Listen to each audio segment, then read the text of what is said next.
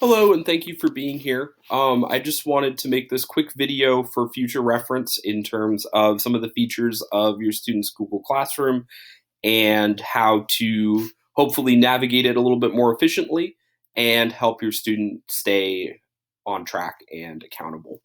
So before we even get into English specifically, I wanted to show you something just kind of on their base tile. So when they log into Google Classroom, this is kind of like what it will look like before they actually go to their class.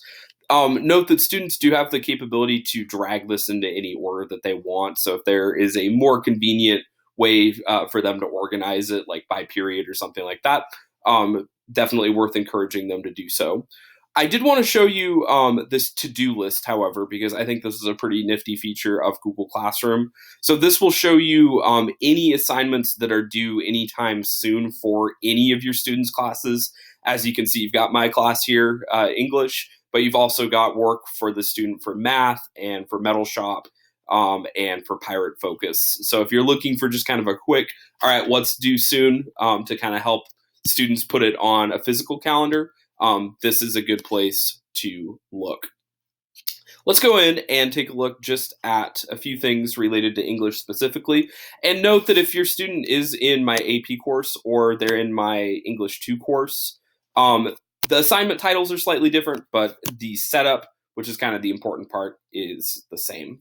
So this is just their stream. This is kind of where you'll see new announcements kind of day by day. And as you can see, it's also kind of been the place where many people have been kind of reaching out if they're having any kind of internet connection issues or anything like that. Um, in your student's classwork tab, there are some useful resources here. As you can see, it is organized by week. And basically, I do go back and delete portals for really old assignments once they're more than 2 or 3 weeks old. So it's one of those things, if you still see it, that means they can still turn it in, at least for late work credit. And usually Wednesday mornings are the day that I'm revising this list. So anything you see currently would still be something they could turn in up until next Wednesday morning. The Zoom link to get into class is in the same place, and it's the same link every day. In fact, it might be the same link that some of you used to get here in the first place.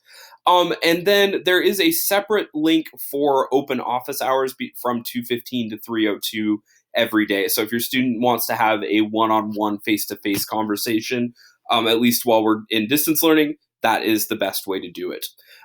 There are also some other posted methods of contact here that I wanted to make sure that you were aware of.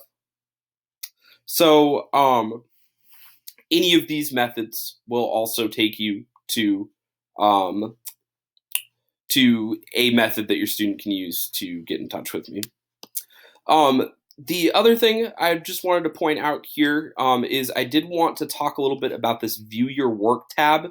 However, to preserve the particular student's privacy who I'm logged in under right now, we're going to break out of the video, but there'll be an example of what it looks like on the next slide.